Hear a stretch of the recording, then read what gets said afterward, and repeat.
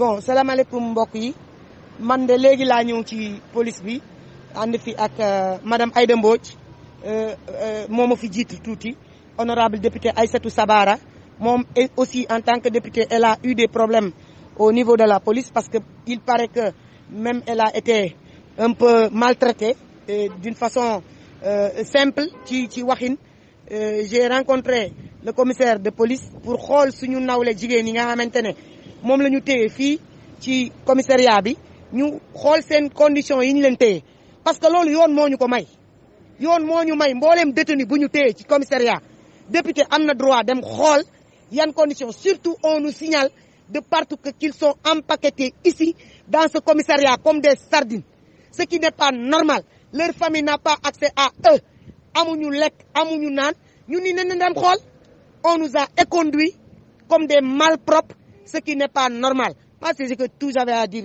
Et bon. Nous sommes les femmes leaders politiques qui sont regroupées et que nous avons fait d'abord un communiqué de presse conjoint pour dénoncer l'état actuel où nous trouvons au Sénégal. Nous avons nos sœurs du PASTEF, et qui, en l'occurrence la présidente et ses camarades Maïmouna Dièye, qui ont été arrêtés depuis vendredi de façon très arbitraire. Nous avons tenu, nous femmes, en tant que femmes leaders politiques, en tant que femmes députées, et aussi les femmes de tous les partis d'opposition républicaine du Sénégal, avec les présidentes des mouvements des femmes, la présidente ici présente, nous avons tenu à être là après le communiqué de presse, justement pour dénoncer ce fait et surtout interpeller directement le ministre de l'Intérieur pour qu'il y ait aujourd'hui une libération immédiate et sans condition de nos sœurs qui sont là. Toutes nos sœurs, nous avons vu à la télé comment elles ont été prises dans la dignité et dans le respect. Comment elles ont pu, justement, aujourd'hui, il ne s'agit pas de Ousmane Sonko. Il s'agit que ces femmes-là, honnêtement et dignement, qui sont liées par une cause qui est la cause du PASTEF, qui ont adhéré à un parti politique, qui ont vu leur leader. Aujourd'hui, il y a eu la levée de l'immunité parlementaire. Nous avons tous appris par la presse. Elles étaient là, normal, comme tout citoyen, à protester leur mécontentement face à cette levée d'immunité parlementaire. Elles sont là librement avec des pancartes assises, on a vu les images. On leur a demandé de venir, elles sont rentrées dans les camionnettes. Et aujourd'hui, là, elles sont parquées dans cette police-là. C'est notre devoir à nous de dénoncer. Mais c'était notre devoir aussi. Il ne s'agit pas seulement de parler. Il faut venir voir nos sœurs dans quelles conditions elles sont. Nous sommes venus les voir. Malheureusement, c'est dommage qu'on n'a pas pu voir dans quelles conditions elles sont. Nous avons été, pour certaines qui disent malmenées, mais nous avons respecté aussi. Parce qu'il n'y avait pas d'encombrement, il n'y avait pas de regroupement. Parce que vous voyez que nous ne sommes pas nombreuses, mais nous avons tenu à être là. Donc aujourd'hui, nous sommes venus magnifier notre soutien, mais surtout montrer notre indignation par rapport à ce qui se passe et montrer notre solidarité féminine envers toutes ces femmes-là qui aujourd'hui subissent des brimades et il y a trop de dérives dans ce pays-là. Nous disons stop. Ce n'est pas possible qu'on puisse continuer comme ça. Nous sommes là en ce sens. Toutes les honorables députés. Merci. Il y a deux réseaux. Moi, je fais partie donc du Front des femmes de l'opposition, affilié au Front de l'opposition, Front de résistance de l'opposition. En dehors de ça, il y a aussi une autre coalition, c'est la coalition des femmes de l'opposition. Donc, on est venu aujourd'hui, les femmes de l'opposition, surtout les femmes leaders, pour montrer notre solidarité. Parce qu'en fait, Maïmouna Dièye, elle est partie intégrante donc du mouvement des femmes de l'opposition. Moo tax bi ñu gisee lii nga xam ne tey dañu violer les droits de la femme droit yoo xam ne constitution moo ko may jigéen tey loolu la ñu violer moo tax tey en tant que femme leader ñun ñu ñëw ñaxtu pour montrer notre solidarité à ces femmes là ñu paqueter leen comme des animaux loolu dañ koy dénoncer et nous allons nous intégrer ci biir combat bi.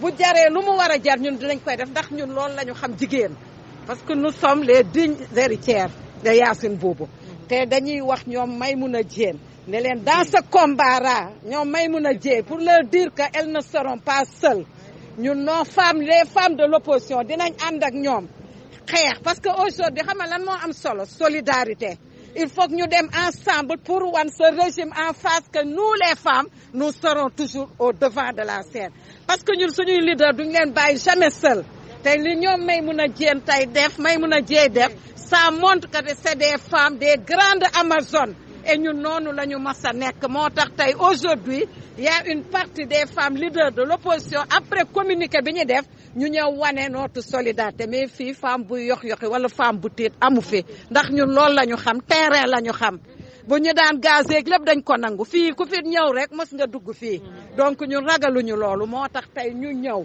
malgré que malmené nañ quelques-unes parmi nous loolu amul solo mais lii moom taxoon tey ñu ñëw fi avec toutes les femmes wala une partie des femmes de l'opposition il y avait d'autres yoo xam ne ñëwoon nañu mais dañu dem ñibbi mais ñun dañu ne duñu dem ñibbi dañuy wax ak presse bi au moins une partie de la presse pour leur dire que tey ñëw nañ fi pour montrer notre solidarité et que combat bi comme niñ ko waxee tout à l'heure dañ koy continuer. donc lii bettuñu parce que depuis 2012 aujourd'hui les femmes sont malmenées parce que depuis les combats de Karim Wade de Khalifa Sall les femmes sont malmenées donc c'est pas une surprise pour nous c'est pourquoi aujourd'hui il faut une solidarité totale de toutes les femmes de l'opposition pour dire non à cet acharnement. Et surtout que en 2012 aussi. En 2012, les femmes ont été dans les fronts. Partout. Toutes les femmes qui sont là aujourd'hui, nous nous reconnaissons. En 2012, certains ont payé au prix de leur vie et nous étions présentes. Aujourd'hui, nous disons qu'il y a un recul démocratique. Parce que moi, Nafissatou Wade, je ne pouvais pas m'imaginer. Quand j'étais à la place de l'Obélisque, quand je voyais Mamadou Diop tomber sous mes pieds, qu'aujourd'hui, en 2021, je serais là à mener le même combat démocratique pour les libertés individuelles. Ce n'est pas possible. Donc c'est ce recul démocratique-là, au-delà du phénomène Ousmane Sonko, qui nous amène aujourd'hui à être là. Parce que Ousmane Sonko est traîné depuis. Les femmes ne sont pas sorties encore. Mais aujourd'hui, si nous sortons, c'est pour le Sénégal que nous sortons. Nous sortons pour refuser ce refus démocratique. Nous sortons pour que les libertés individuelles soient respectées par rapport à ce que nous donne notre Constitution. Et notre Constitution nous donne justement la liberté d'être ensemble et justement de protester et de manifester.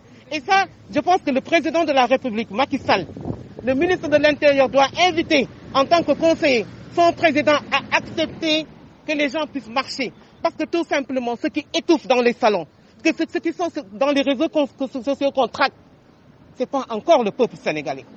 Tout ce peuple sénégalais que nous n'avons pas dans nos partis politiques sont là au Sénégal. Nous avons peur que demain, ces gens qui étouffent comme une marmite qui va s'ouvrir puissent sortir dans la rue. Ce serait catastrophique. Nous n'avons pas envie de voir ça. C'est pourquoi nous, femmes, parce que si on prend nos enfants demain, si on les tue, en général, c'est nous qui avons peur. Nos enfants sont déjà partis, loin, dans la mer.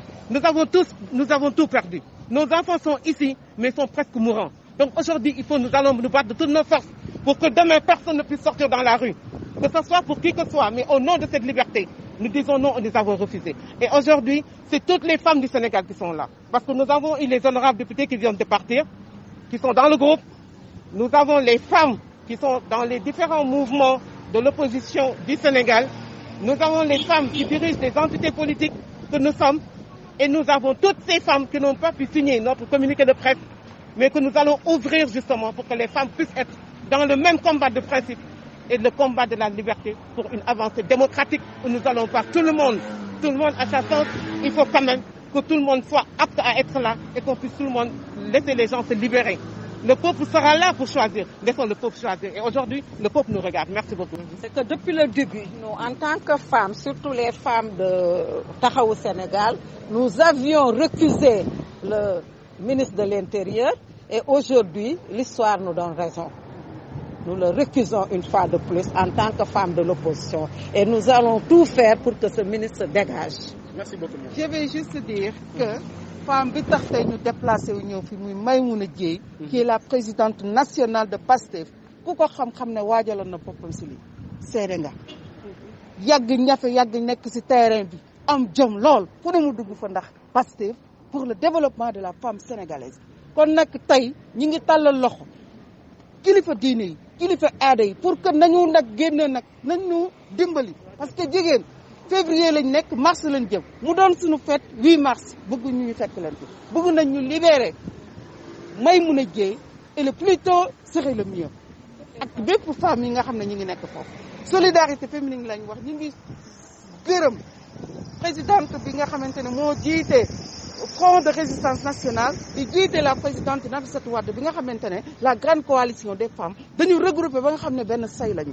di xeex tey pour suñu liberté nous les femmes leneen intéressé wuñu libérer et ne touche pas à notre Maïmouna Dièye